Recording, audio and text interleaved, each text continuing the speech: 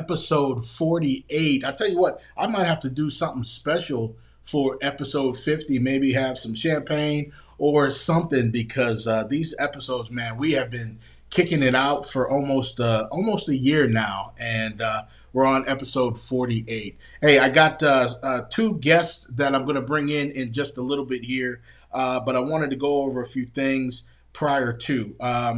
So our 321 art class in Hillsborough County, since we have two of them, we have one in Pinellas County as well. We have expanded. This is a beautiful thing for the Down Syndrome Association of Tampa Bay. Our class in Hillsborough County, which is held at the Center Place, is going to be on December 1st, not tomorrow, but the following Monday at 6 p.m. at Center Place, which is connected to the Brandon Library. So you guys that are down here in Tampa, Riverview, the Brandon area, please come on out. It's at 6 o'clock, 6 to 7 o'clock. We're going to have free art class, speech therapy, and occupational therapy as well. It's going to be a blast. So this is our 5th year, and we did receive the grant from Hillsborough County to fund this class. So we're super excited about this. Of course, at the end of the year in September, we always host our 321 art gallery / dinner. And that's always a blast. It's a catered dinner. And Sarah Brennick puts it on. She's a wonderful chef and does a fantastic job. So December 1st, 321 art class in Hillsborough County. December 14th, 321 art class in Pinellas County. It's going to be a fantastic day. We're growing. We've had 2 classes out there so far. This one will be our 3rd. It is. You can see all the details on my Facebook page, but it'll be at 3 p.m. It's a wonderful outing. We wanted to stretch ourselves across the bay and service some of the families over in the St. Pete area, Oldsmar, that area over there, because obviously it's a little too far to drive over to the Brandon area. You know, that bridge separates us. So Todd Van Auken is going to be running that particular class over there, and they're doing a fantastic job over there. So I wanted to make sure that you all know the details of both classes. December 1st will be here in Hillsborough, and 321 Art in Pinellas will be on December 14th at 3 p.m. Okay. Before I bring in Jerry Roberts and Cindy Triber, I wanted to share just a story. I shared this story yesterday on Facebook, and I got some really good feedback from some folks. And so I wanted to kind of talk about it on the podcast here. You know, there's this thing that they talk about. What is the most important day of your life? What is the most important day of your life? And I have reviewed this a number of times for myself. Hi, ladies. Hi, everyone. I'm so glad everyone's tuning in. This is wonderful to see everyone tuning in. You know, I've thought about this a number of times, and my father, his name is Charles Woodard. They call him Chicky Woodard, old East High basketball player back in the day, point guard. That's my dad. My family, just so you all know, some out there watching, I have my Uncle Elmer Woodard, my Aunt Murtis, my Aunt Betty, my Uncle Herman Woodard Jr., and of course my father is Chicky Woodard. And then we had, who else? I said my Aunt Betty. We have my Uncle Bobby. His real name's Eddie, and he's the one that played football with Jack Lambert at Kent State.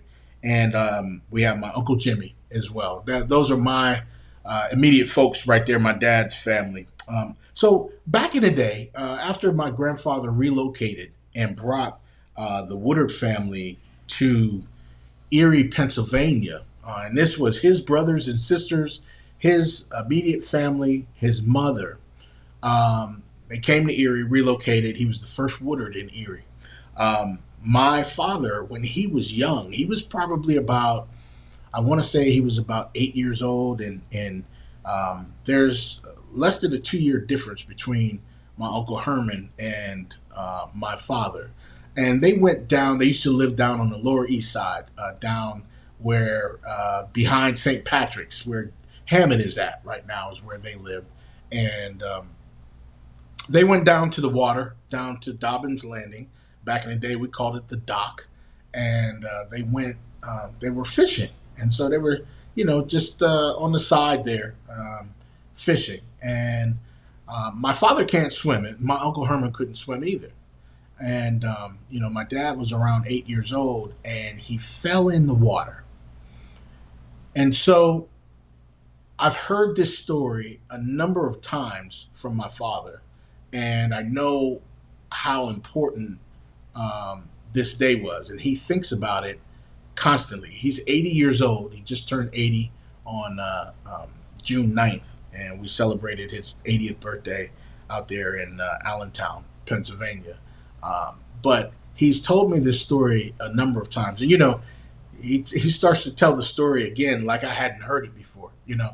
So he says it many times, and I have to say, Dad, I know. But this really kind of resonated with me when you think about how important this day was to him, and a lot of the things that he was able to accomplish in life, and the things that I was able to accomplish along with my sisters. So we talk about the most important day of your life.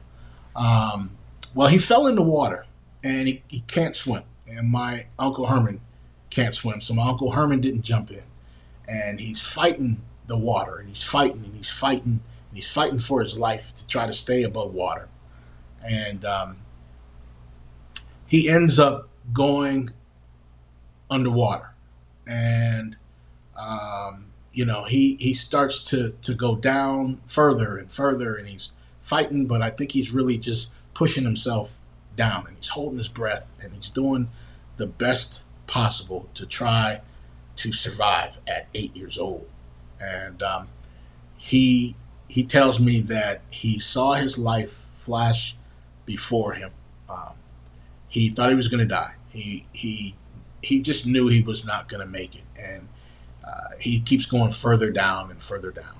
And all of a sudden, he hits his head on a bar. There's a metal bar that he hit his head on, and he hit it, and then he grabbed it, and it ended up being, and it's dark down there, he can't see. It ended up being a metal stair step. And he didn't know it. He didn't know what it was, but he grabbed it, and he reached up with his left arm, and there was another one, and he grabbed that one. And so he just kept grabbing and climbing up, and he's going up further, and he's getting ready to run out of breath. And he's terrified. And so he's climbing. He starts to see the light. He's climbing, and finally he gets to the top of the surface of the water, and he takes his first breath. He gets out of the water. My Uncle Herman had taken off, and he's running up the hill. He was running home to try to go get my grandmother. And my dad looks up, and he sees my Uncle Herman at the top of the hill, and he's screaming, "Herman! Herman!" He's screaming for him. And my Uncle Herman turned around, and he saw him, and he sprints back down the hill to my dad. And he grabs him and hugs him, and they're crying together. And you can imagine how emotional it was. And I know my grandmother told them to be careful, and she always told my Uncle Herman to look out for my dad. Always told him to look out for my dad, and he always did. And here, my dad is soaking wet, almost died, and these two are hugging each other and crying, and they're trying to figure out what to do. And so they decided not to tell my grandparents what had happened. And the reason why they did not want to state what happened was because my Uncle Herman would have gotten in trouble. And he would have gotten into big trouble because they told him to look out for my dad. And so they kept that a secret. Um, but that day, my father almost died. He talks about this day even now at 80 years old. So I know what that day meant to him. And God was not through with him yet. It wasn't his time. And I firmly believe, and he firmly believes, that the Lord um, helped him through that. I mean, there's no other way to explain the fact that he hits his head on this stair and it's in the pitch dark down there. I don't know how many feet down he was, and he climbs up all the way up and out and survives at the age of 8. Wasn't his time yet, you know. So when you think about um, what was the most important day of your life, I would have to say, for me, that his day was the most important day for my life. Because if he doesn't make it, I'm not here today. And if I'm not here today, Dante and Jordan and Craig Jr. are not here today. And so that becomes the most important day in my life, my father's day. And I'm grateful that the Lord touched him and saved him that day. God is good. And sometimes we have to sit back and reflect on what we have in front of us and make sure that, um, if we have issues with family members and we're not speaking with them, that we correct those issues as soon as possible because tomorrow is not promised to us. All right. So that's my message for you guys. All right. Didn't want to get all sentimental, but I felt I wanted to share that with you all. It's a wonderful story, and it means everything to me because that is one reason why I am here in order to be able to do these things that I do for you all. Okay, we're going to bring in two special guests of mine. I got who do we got on here? We got Jerry here. Bring Jerry in first. There he is. And we're going to bring in Cindy. Cindy's coming in as well. I don't know what happened to her picture, but we brought her in as well. I think she's logging in or something like that. But Jerry, can you hear me? Yes, sir. Can you hear me well? Absolutely, absolutely. We'll talk for a little bit. I'll keep an eye on Cindy. I'll drop her off for right now, and when she pops on, I'll bring her back over, man. But listen, we had a busy week last week, man. Me, you, Terry, Malcolm, we kind of put our brains together, man, and facilitated because we hadn't been out there in a little bit. We hadn't been out there Been a in a little while. bit. You know what Been I a mean? while. And folks, what I'm talking about is today is day 144 in the Marcello Woodard investigation, and usually we're out protesting. And when I say we, I am doing this through my family members, Terry and Jerry and Cindy and all of them up in Erie with the Justice for Cello Coalition. So I've been connected with this investigation for quite some time and trying to bring to light some justice here. And so when I say we, that's what I'm talking about. We have been out protesting and doing things since day one. And it had been a couple weeks since we had been out there, right, Jerry? And Yes. we wanted to put some boots on the ground, man. So um, we decided to have a protest on Wednesday before the city council meeting. We would have a protest last Thursday from 1 to 3 p.m. I see Cindy. I'm gonna bring her in right now, Cindy. All right, and there's Cindy. Hey, how you doing, Cindy? You good? Hey there, can you hear me and see me? Yes, we can. We can. We Okay. can. We're just What's talking up, about Cindy? last week. Listen, this technology crap is not for me. It's all good. We're Sorry. all good. We're all on. I hear everybody. Y'all hear me. We got a good show here. So last Thursday, 1 to 3, we had a protest, and then we came back at 5 o'clock from 5 to 6 before the Erie County Council meeting and protested for another hour, and then we went inside. So we went inside to both the city council meeting on Wednesday, the county council meeting on Thursday, and that was a good plan to see people that were coming and going, but also to get out there. The weather was not that bad. I think that they think that we're going to go away when the snow falls, but they got another thing coming. So I wanted to touch base here. Let's kind of go in order. Um, First of all, Jerry, you were at both of the protests. Talk about the protests. We had some pretty good numbers on Wednesday, and then scattered numbers during the day from 1 to 3 on Thursday. Picked up a little bit on Thursday night, and then we had the county council and the city council meetings. But what were your thoughts on the protest? I think the protest went pretty good. There's always strength in numbers. I'm always hoping for more people to show up, especially if Cello showed love to you and or show, you know, we all know he showed love to the community. Yeah, So we would have rather more numbers, but what we had we're definitely thankful for. The first day we had a pretty good turnout. We had our faithful fews, and then of course Snowy and Shiz and Cho's fiance and future you know would have been sister-in-law. They showed up, and it right. was just powerful. You know, even we had DeVoe Pickering. He showed up on both days. Terry Hasbury showed up the second day, and I Nice. mean, you know, we went into the city council. And we know the two powerful speakers I can name, Deontay and Cindy. They did their thing at city council. Yeah. The second day, at the courthouse from 1 to 3, we didn't have a good turnout like we liked. But while we were standing out there, we did experience some, let's say, low class issues by Gannett University students. Hey, let's talk about that. I wanted to kind of touch on that. I wanted to bring that to light for those that have not heard what happened. And then Cindy, I'll come back to you about the letters that we sent out early before school started as well. Jerry, what happened? What did you see? And how did that make you feel? Talk about what happened.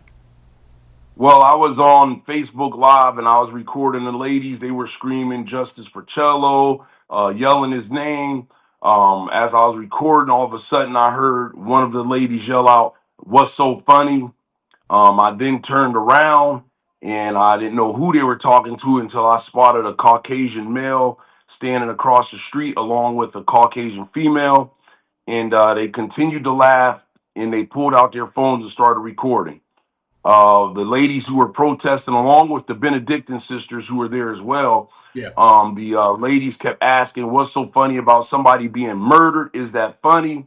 At this time, I noticed the Caucasian female walk across the street to the west side of the courthouse parking lot, and she yelled down the street, "Yes, effing funny." And that right there threw me for a loop because I'm thinking like, okay, this is Gannett University. This is Right. a school that's supposed to have some class.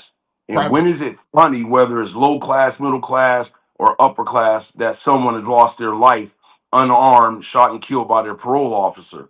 Right. So then at that point, she just left walking through that parking lot. The male came across the street. At that time, he was probably like approximately 50 feet away from us. He Hmm. continued laughing. The ladies continued saying something, and he continued to laugh louder and recording. So I then asked him, "Do you think it's funny that somebody got murdered?" Hmm. He kept laughing. I said, "You do really think this funny?" So he kept laughing. And then I said, "Well, why don't you come laugh in my face?" That's my, you know, the anger coming out of me. And Right. his exact words were, as he's backing up, and I'm standing there, I'm already doing it. I'm laughing in your effing face. I said, "No, you're not. You're 100 feet away from me."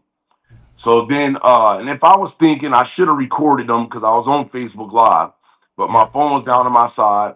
Um, he then said it again. "I'm laughing in your face." So I started walking towards him, and he literally did an Olympic speed walk Yeah. down the same parking lot. Yeah. Probably 20 minutes later, a Caucasian male, as I'm back on live, I hear the lady saying the same thing. "Is that funny? Is it funny?" I turn around, I see a Caucasian male with a purple hat. He pulled out his phone to record, but as they're yelling at him, he turned, he locked eyes with me. He just took his phone, put it up, and he walked off. Probably 5 minutes later, there was a Caucasian female come from the same side of the street. She came across the street and she stood at a black car that was in front of the courthouse. She didn't know that the car was being occupied at the time by two African American females who Okay. windows were a little tinted, so I don't think she was paying attention that someone was in there. She stopped at the car, like at the driver's side window, picked her phone up, and she said something and started laughing, and she started recording. And I know the lady in the car opened the door and said, "Oh, that's funny to you. I heard everything you said. You didn't think I was in this car." So that Right. startled the Caucasian female, and she too went through the same parking lot that the other two did prior to her coming outside.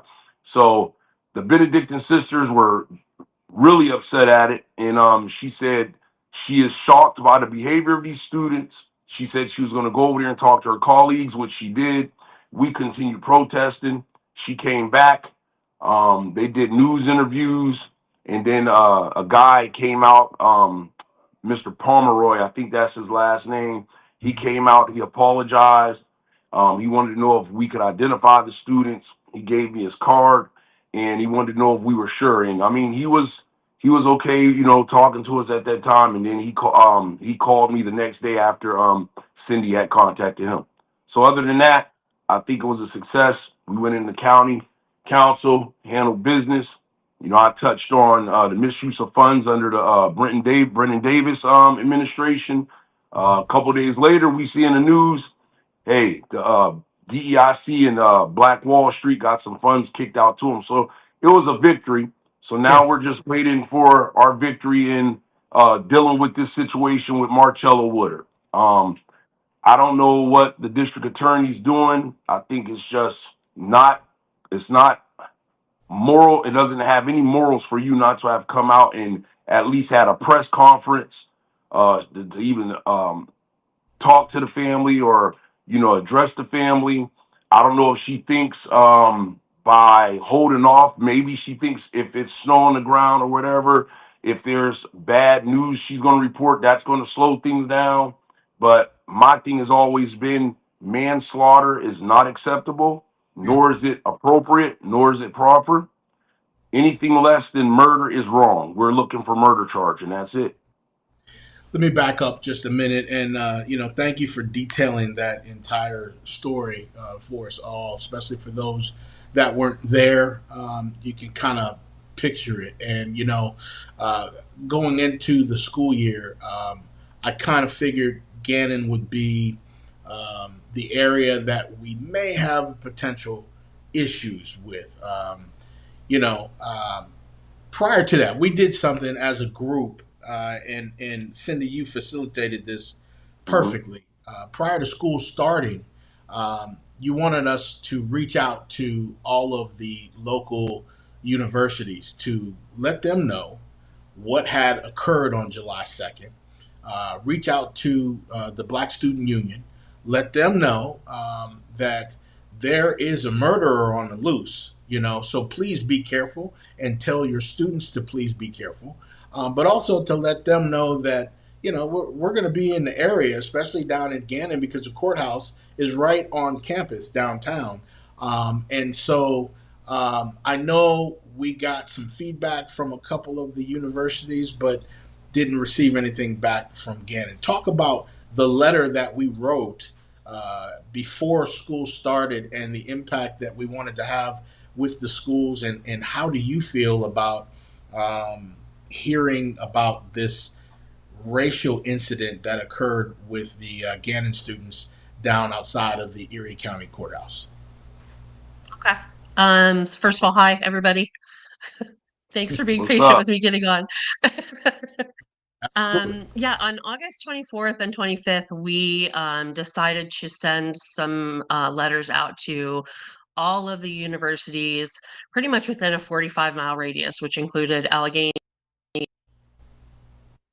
Edinburgh, Penn State Bear, Mercyhurst, Gannon, all of the end, right? Giving them the step by step, and Mhm. with the intent of three things we really wanted to make sure that they knew we were requesting. And the most important to us was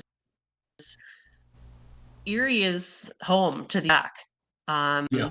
They spend more time here than they do in their homes. And so it was really important to us to make sure that the universities and colleges were educating them and letting them know about what climate they were coming back to. That the city at that point, and still is, was very tense. We were really getting tons of pushback from county council and city council and local. And so it was just this very tense feeling. And we wanted the universities to get a hold of their students. We asked them specifically, please reach out to students and their families. You have an obligation. Parents who are paying all of this money, and we talked about in these letters how much money these universities bring into the Erie economy. We can't neglect our obligation to those kids. And we asked the universities, please get a hold of everybody before they get back here, not when they get back here. I know that every student has a student email, right? It's not, they get emails for all kinds of other stuff. And then we also asked set up resources and classes and opportunity on how to peacefully protest on either side, right? Because that's what universities are, right? Is open dialogue Right. and learning and freedom of speech and all of those things. But to provide them with opportunities to learn how to protest safely and how to be safe, whether that be because of a opinion that they may have that's unfavorable to another person because of the color of their skin. Yeah. And isolate and really make sure to say this is really important in the areas closest to where Marcello was murdered and closest to where the alleged murderer lives, which is not by Gannon, but by another university. Yeah. So, and then we asked the universities, you have so much power play, so much funding, so much control over so many things, especially Gannon. Please use your voices to speak out, not on one side or the other, but just for justice, for education, for compassion, for community, right? Yeah. From Mercyhurst, from two staff members at Mercyhurst. And then they subsequently set up some classes and opportunities for students. I don't know if it was because of us asking, but we made sure to thank them because it wasn't a coincidence. I'm not a coincidence person. Gannon did not Right. hear back or did say anything back. And it was, I think, for me speaking from looking, from kind of the outside in sometimes, uh, you know, Marcello's son's mom, Shateria, is a proud, very actively engaged alumni of Gannon. And I felt for her. I felt that was probably not a nice feeling. Yeah. And probably not a nice feeling now. I'm certainly not going to assume or presume that I know how she feels about that. My opinion of, if it was happening to me would be, well, thanks a lot for Yeah. having my back. Yeah. um, to just really make sure that they were ready, and anything that a university puts out to thousands and thousands of 8 to 23-year-olds is going to make a difference. Being silent is obviously not a great way to start. Yeah. And I don't want, and this is a public broadcast on our podcast here. I do not want to make this a Gannon thing, right? Sure, Um, absolutely. the these four individuals need to be held accountable for what they did. Now, Jerry, you've changed your life around. Your Mhm. brother Terry has changed his life around. You guys, everybody knows you guys. We grew up in the streets, in the hood. And so um, for you to have the restraint that you had, first of all, I want to tell you, cousin, I'm proud of you. Oh Um, yeah. how hard was that for you at this point in your life, at 51 years old, hearing these particular things? And I know 20 years ago things would have went off differently with your Yeah. response. How was it that you were able to hold yourself in a good light and still get your point across? It was somewhat difficult, but after being in good practice of working with my change in my life, Yeah. I find that it's starting to become second nature where I can let somebody else expose themselves for who they really are. So, I did ask what was so funny. Like you said, 20 years ago, it probably would have ended differently. Yeah. But as the relative side of me, yes, anger is boiling. The professional side of me, I have to think before I act. Number Yeah. one, as a black man in the city of Erie, Pennsylvania, had I reacted, most cameras don't have audio; they have visual. So to just show the big African American black man charging after a smaller Caucasian man, it would have been bad for me. So I Yeah. have to keep my thinking cap on because number one, the position I have as a an employee of the Erie School District, as a coach at Cathedral Prep High School, and Right. most importantly, a father. You know what I mean? I could put myself in a situation where I could lose out on those things, where I could have been arrested for an assault had I acted off of my emotions. So I'm always thinking before I act. I'm gonna think before I speak, for the sake of me, my family, and my career. I think people have to understand that we're a bunch of folks that got together, as Malcolm said. Uh, he went around and said, "Hey, we need to do something."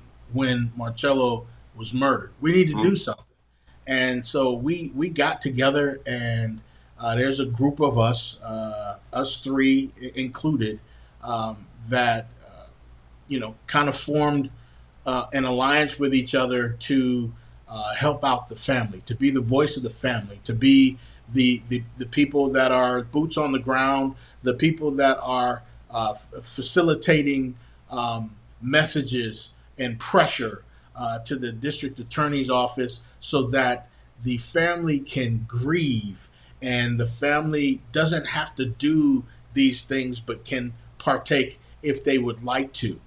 And Cindy, I got you on here. We talked about this before. We've talked about the name Justice for Cello Coalition and why we came up with this particular name. You want to explain why we had to give ourselves a name, and it's just a name. We're not a 501c3. We're not an organization. We are a group of people that jumped off the porch that said we want to do something, but we've named ourselves because why? Well, whenever you are doing any kind of um, brand protection or marketing or a fight for any kind of social issue, right? Yeah. And especially in this situation, a name lends legitimacy. Yep. And Marcello's situation is a legitimate issue. It is the second time it happened in the country. And so we had people reaching out to us from like California and Washington State and Florida and New Jersey and Baltimore. And they wanted to help in such like, hey, can we have you on our podcast? Hey, can we talk to you about what's going on? Hey, can we share Marcello Woodard's story? And but they needed to know, and I mean, even Black Lives Matter grassroots out of Buffalo were hugely, impactful at the very beginning from the get go. And organizations, One Hood out of Pittsburgh, they needed us to have a name, some sort of name at the end of just Justice for Yeah. in order for them to say, okay, we're going to go down to them county council. We're going to have them on our podcast. We're going to share the story. So it was really something where everybody was saying, you have to have a name. You have to put something at the end of Justice for Cello. I call us the Treehouse Gang because, like, we're just a bunch of people, right? I mean, I don't know what else. Right. Um, we can't just call each other like the six guys and two ladies. Like, that's not going Right. to work out. It's perfect name, right? Perfect name, and to your point, it brings legitimacy to what we're doing, and when we're dealing with all of these outside people, they can refer to us as one. Doesn't mean anything else besides that, Yeah. and so I Yep. just thought that this was a perfect opportunity to kind of talk about that, clear that up. Yeah, we're not, our Wow. name isn't registered anywhere. We're not a Right. nonprofit. We're not an LLC. Like you can Right. go on and look yourself. Yep. We Yep. just, we had to put something on there, right? And that's what it is. That's what it is, no doubt about it. Let's go inside for a minute, right? So Wednesday night we had the Erie City Council meeting. Thursday night we had the Erie County Council meeting. You both were present. Malcolm was there. Deontay was there. Obviously, those fellows are very vocal and said some really good things. Jerry, you want to talk about again what your message was to at both of those meetings? My message was, how can we sit up here at the county council and expect justice for Cello when things aren't being done right for the black community? And I started with the misuse of funds under the Brennan Davis administration. Yeah. I don't even have my notes in front of me, but there was like $10 million supposed to be put to the DEIC. Anybody in the BIPOP community, Black Wall Street, I think only 3.5 of that was used, and another 6.5 towards something else. But it was just me asking them to do what's right, Yeah. because we don't have enough resources in the black community, which we need. Right now, the education in the black community is not up to par. And I want to give a big shout out to Dr. Gibbs, who's our new school superintendent, and she's boots to the ground. That's her thing, and she's trying to make a difference. But in our communities, we need resources, we need programs. But before we can get those things, I like to say, from experience working in the school district, it Hmm. starts at home. Parents need to start being parents and stop trying to be their kids' friend.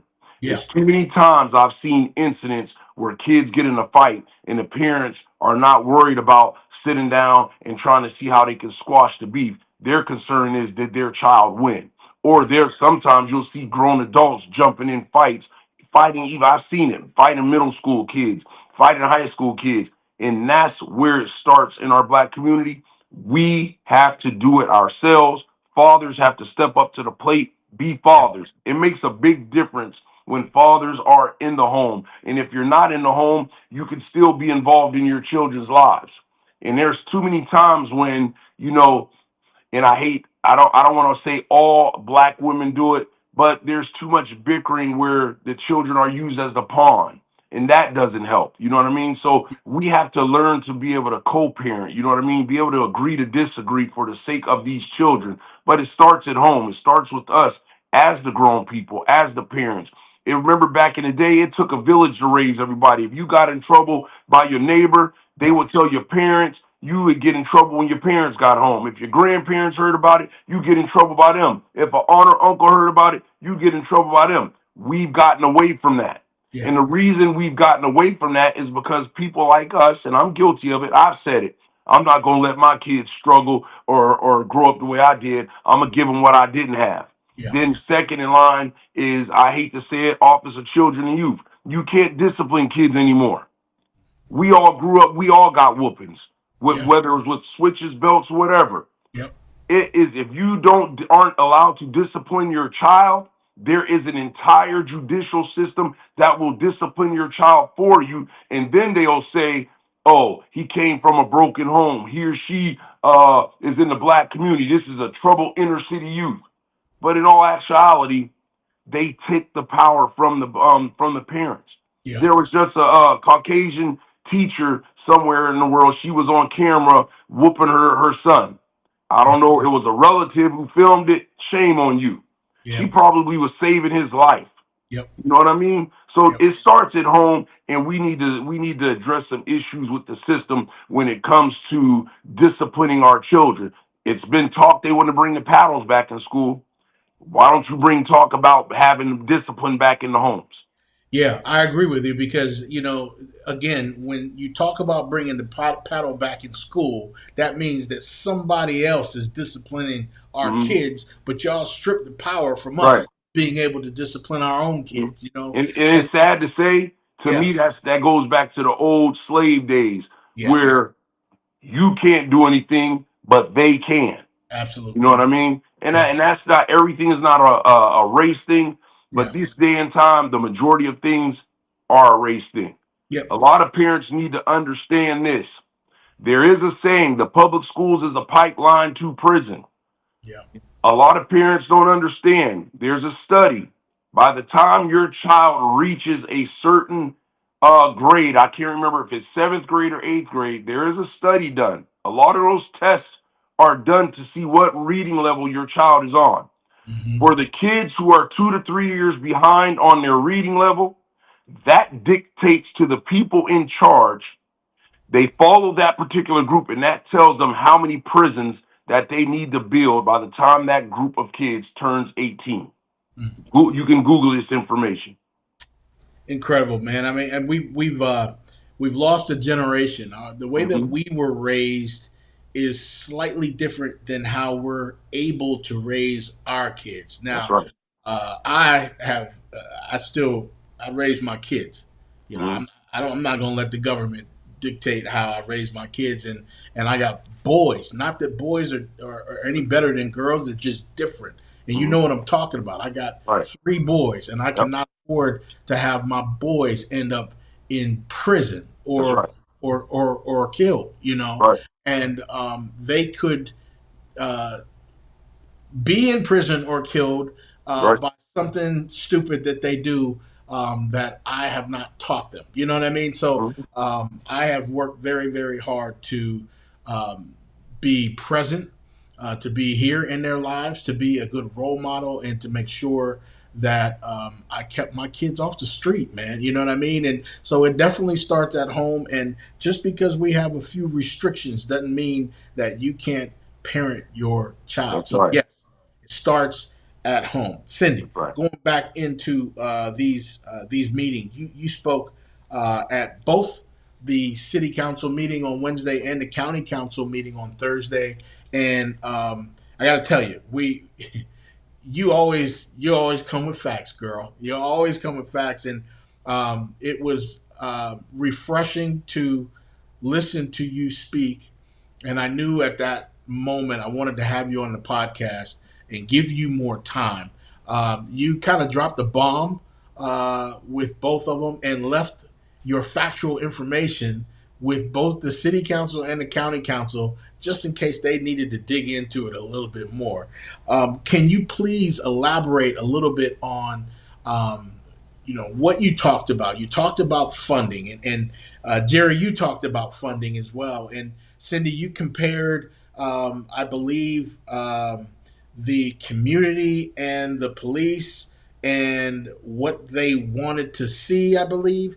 Dig into that for me for a little bit so that the people can understand exactly where you were coming from. Absolutely. I want to say one thing really quick. I want to give county council some props because part of what they did with this funding is they allocated funding towards an organization in Erie called Birth Roots, which Hmm. is a doula program that focuses specifically on African American women and the insane, insane death rate, mortality rate, lack of prenatal care, lack of postpartum care, and so that as a proponent of women's rights, especially as a mom, right? I wanted to just praise county council for putting money where it needs to go. Awesome. Um, I'm hoping that we are going to see a much better future with county council now that Yeah, some people are leaving. absolutely. And no one on the council, I'm not referring to on the council. um, so yeah, so I am a firm believer in, you know, emotional maturity and passion are super important, but you should not walk into a room without knowing more than the people that are in there and already knowing the answers, right? So I really wanted to talk about why funding isn't being allocated into the right places and why we're having such a hard time after years and years and years of doing this community police partnership. And I knew that we're always going to get pushback, so I wanted to have the answers before they even told me why they couldn't. Right. And you know, as I have mentioned before, my husband worked in law enforcement on the military side of things for many years. So we're familiar with that lifestyle, right? We talk often about how things are supposed to be and how things are. And did a lot of research because I was thinking, what is the big disparity here? Like, why is there such a problem getting this together? This benefits everybody. And in doing research, like the exact same thing the police are worried about, and Yeah. this is like through their organizations, through .com or .org sites, right? Educationally based government sites. And then what the communities are most worried about. They're the exact same 5 things, like the exact same thing. That's crazy. And I'm going to refer to my notes. So, Yeah. trust of public for both. Yeah. Okay. Trust of public or trust of police. Same Mhm. thing, trust, right? I mean, Mhm. you're never going to not have police. We have to have police. I mean, Yeah. it's just the way it is, right? Right. So Right. we have to have with that trust. Accountability for both is so important. Um, the not enough police officers, that's a Hmm. big issue for the police right now, is retainment and retention and recruitment. Not enough police and not proper representation is a huge issue in the community. That's probably um, is like top, because you can't you need to see yourself represented And when you in say order to have trust and to representation, believe in accountability. you're talking about race, correct? Yeah, or women, or yeah, Yep. but Women, yeah, absolutely. gender. Yep. But yeah, I mean, there should not be on a force of almost 200 people, 11 persons of Yeah. color. That's Yeah. ridiculous. Like, Yeah. It ridiculous. is. Especially when we say, not say, all of this crime is coming from the African American, brown and black community. Well, where's your representation then? Like, the things just don't Right. add up, right? um Right. so, Right. and use of force, obviously a huge issue for everybody. I mean, I don't think cops are bad people. I don't. Right. There's a many police who go into policing for the right reason, and there's many who I think go in and then get kind of diverted onto the way everybody else does things, or the system, or an unfair thing. And then I do think there are bad actors, 100%, 100%. Yep. So I don't think that these are always intentional practices, but they are practices and they are problems. Discrimination is a huge issue. The police don't like to be discriminated against. The African American population doesn't like to. Young people don't Right. like to be discriminated against. Women. I mean, there's an issue, right? And these are all Yeah. consistent things that everybody is worried about on either quote unquote side, either perspective Hmm. of the situation. So, um, when you have such similarities in the problems, it should be a huge indication to you that you need to come together to fix what everybody is worried about, the same Yeah. exact things. Um, so that's something that I brought up, and then just talking about funding too. Yeah. The funding part.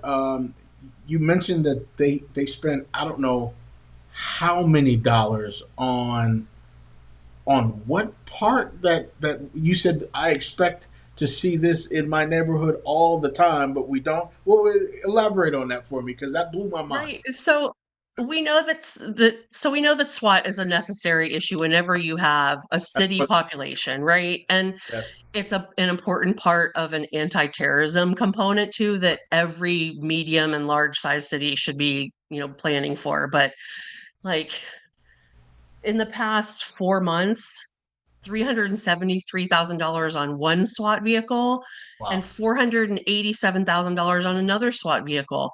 Like, when SWAT goes out and it's like an emergency worthy of SWAT, that's something we hear about on the news. And I don't, I mean, I'm not hearing that. I just not, right? Um, the I the mean, when's the crime last is time you disproportionate to this? the funding. Yeah, I mean, it's, you're 100% right. When you have that much money invested into a specific program, you expect to see that program working. Like this money Right. is well spent. But when is the last time we've seen SWAT in Erie, Pennsylvania? It's incredible. Yeah, I mean, major incidences that would be on the news. I'm sure that they Yeah. also, and well, I'm not sure. I know that they also respond to, they have regular task force things, right? And they have regular um, operations that they participate in. But to warrant $860,000 on two vehicles, Wow. concerning. It's concerning to me. In doing a little bit more research, one of the grants that was used, um, I need to dig a little deeper, but is supposed to be on a non-adversarial vehicle. Well, a SWAT vehicle is not a non-adversarial vehicle. A Hmm. non-adversarial vehicle is like a pickup truck. It's not a SWAT tank. Right. Um, Right. so I want to do a little more digging on whether the grant that for non-adversarial vehicles was used for an adversarial vehicle. But Yeah. Yeah. there's just so much other within these same funding programs, right? Hmm. There's grants for things that we actually Yeah. desperately need in Erie and Erie County. I mean, just that are on the news all the time. Yeah. Absolutely. Which means that would be an area that they could appropriate some funds to Yeah. because we see it all Yeah. the time. So great points, great points. Both of you, I thought, spoke very well at both meetings. Um, Jerry, uh, day 144 with Marcello's investigation. I think we have been clear as a community what is accepted, and I just want to be, I want to be brutally honest. If the DA is watching, I want to be brutally honest that there's only so much that we can do as community leaders to hold the dogs back. Um, Murder should be the charge because we know what happened. Murder should be the charge because that is exactly what occurred. We saw the video. You don't hear anybody yelling in the background. Oh, stop, stop! I'm being dragged. Nothing like that. 12 seconds after he gets out of the car, he shoots 3 times.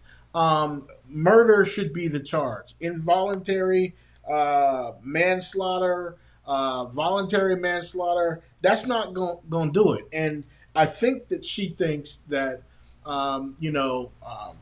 I just can. For some reason, I can see this case sitting on her desk, waiting for the snow to come out, because, um, you know, the protests are supposed to, quote unquote, die down when the weather kicks up, right? We're not going to let that happen. Day 144 we're at right now, and I've said this from the beginning. This is a marathon, not a sprint, and we are in it for the long haul. Just your thoughts on where we're at in this process and what you want to see. Like, what does justice look like for you? Justice looks like for me is a charge of murder, um, in being tried in front of a judge and jury, and being found guilty of murder, first degree murder. Like you said in the video, there's no panic, there's no sense of urgency in that video. Most importantly, he had a partner with him, Osborne. He never reacted to anything or reacted in any way, shape, or form as if someone was being dragged in front of him, which should have threw him into protection mode of his partner. Yeah. That's key. Another thing, I want to give a shout out to the Benedictine sisters for being there for us, witnessing and going over talking to Gannon University about the classless act of the students. I'm not saying all students are that way, but Yeah. those 4 students, that was classless. Not only that, trust and believe there's a female we all know who's the baddest in the world. That's Yeah. Karma. Yeah. Trust me about it. You Yeah. can get your karma just by the words you say to people. I agree. I agree. And Cindy, you're a mom. Um, I watch your Facebook posts all the time. Um, we all see in the community everyone that is supporting Justice for Cello. And um, I think probably what I see, this is my opinion, what I see that bothers you the most is when we see Major looking at a picture of his dad, and his dad's not here. Um, I read your comments, to Shateria, um, to the family, and I know how heart wrenching it is for you as a mom. We're at day 144, and the DA has not even reached out to the family to um, express how she feels, to give them an update of what's going on. We've had two press releases. That's it. As a mom, what is this doing to you?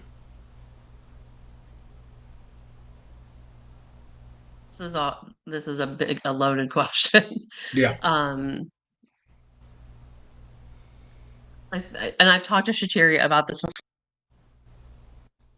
before, and her children is completely, different, obviously, situation than what she's going through with Major. But my husband was deployed a lot, and I remember waking up, every morning for many, many years and watching my kids live trauma of your dad may not make it through the end of the day, like a lot, way more than probably should have ever happened, right? And that was a decision my husband and I made. They didn't make that. And so I talked to her in that I understand that feeling of watching your kid live through trauma. yeah, Obviously, Major and her family are dealing with a completely separate, significantly different, more tragic, awful situation. But I know what that feels like as a mom, to feel desperate and hopeless and unsure and confused and just trying so hard to do what you think is right, but navigating something for the first time with no book or anything, and just praying and praying and praying and being on your knees.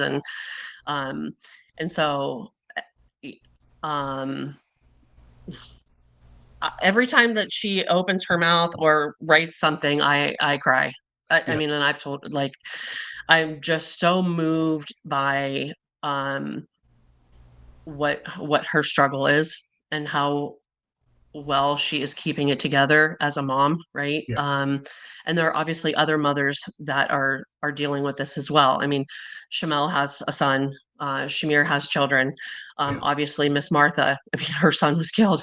yeah, Snowy is a mom dealing with her own children who are missing, their family member also. That so as a mom, it's just hard. You want to just protect your kids so much and do the right thing and be nurturing enough, but teach them how to be strong. And it's just, um, it's sad, and it makes me sad. I lost my dad, not when I was young, but losing a parent is just like nobody prepares you for that, even as an adult. And um, it makes me angry because, Major's 8, and I want so much for him to be 18, not remembering the trauma, but remembering the time he spent with his dad. yeah, And because of his age and because of trauma and what it does to you, there's no guarantee that that's going to happen. So I'm standing in this space with Shateria and whatever I've got to do, to make sure that and that we can preserve the memories and the legacy of his dad with him. I'm gonna do. yeah. Listen, Jerry, Cindy, thank you for joining me this evening. You both brought a lot to this show. I appreciate your feedback, your comments, your wisdom, your knowledge, and God bless you both. Happy Thanksgiving to you guys. I made a post today, and I said today uh, we think about his family. You know, as we enter the week of Thanksgiving, I can't imagine um, what they're thinking. They're going to be one person short for the first time for Thanksgiving at the table, and it's just not. It's not right. It's not right, Yeah. and the fact that this investigation still continues on day 144 uh, brings a lot of anger to myself, a lot of pain, a lot of hurt, and and I never met my cousin. I never had the pleasure of meeting Marcello, and um, a couple weeks ago, I therapeutic things, man, I do, and I wrote a letter to him and shared it on Facebook as far as what I would have said to him, and um, my heart breaks for those that um, he is absent from uh, this week. So thank you guys for joining me. I'm gonna let you guys go. Then I'm gonna go ahead and Yep. wrap. Yeah. Any Hey, I want to parting? say one thing. Yeah, If I can, sure. I want to challenge everybody. Something that we have done giving time is to kind of go around the table and talk for the past year. I'm Yeah, going to share what I'm thankful for here, if that's okay. I am thankful absolutely. for the healing and the understanding that Marcello has brought to my family, to um, our the world that we live in. Mm-hmm. I am thankful to the people that um, him being an angel has brought into my life, and um, I'm thankful for him and everything that he's taught all of us on how we all have a past, a present, and a future, and all of it matters. So I encourage everybody to do that with their family this year, and please just make sure to remember families without loved ones are not easy. So Yeah, when you're saying your Thanksgiving prayer, be thankful for your own family that's with you, and say a special prayer for everybody who knew and loved Marcello. absolutely. Jerry, any parting words? Yeah, I'm thankful to unfortunately have this opportunity to fight for justice for Marcello. Um, Thankful to have met all of you all. I'm thankful for Malcolm, who started this. I'm thankful for family and friends and having such a strong foundation for my parents and my fiance, who's been there with me through thick and thin. We have each other's back. And this might sound crazy. I'm thankful for my haters too. Yeah, Y'all keep me motivated. Y'all keep me going. But I just pray for y'all. I'm appreciating everything that y'all hating on me about. So I'm thankful for that. They keep you growing for sure, don't they, huh? That's right. awesome. Well, thank you guys. I'm gonna let you guys go, and then I'm gonna wrap up the show. Thank you guys for joining me tonight. Yeah. Okay, All right. Thanks, family. absolutely. All right. All right, be See blessed. you, Thank you. Cindy. Y'all be have a good holiday. All right, guys. That was just awesome having Cindy Triber and Jerry Roberts on, and they brought a lot of perspective to this show. And Cindy, she started it all, so I guess I'll finish on that note. I am I'm thankful for the Lord allowing me to wake up every morning, um, do the things that I love to do, um, coach people, train people, speak to people, help people, um, advocate for people. Um, I'm thankful for my family. Um, Without my family, I am no one. Um, I'm thankful for my parents for giving me life. Uh, I'm thankful for the Lord for saving my father's life in order to give me life. I'm thankful for my children uh, that keep me honest, that keep me humble. Um, I'm thankful for everyone out there that has said something kind to me, that has motivated me, that has appreciated anything that I've done or said. And I thank those that have said the opposite. Like Jerry said, those haters out there, they keep you motivated, and so they keep me hungry, and so I'm thankful for them as well. So a couple days here on Thursday, we'll be celebrating Thanksgiving.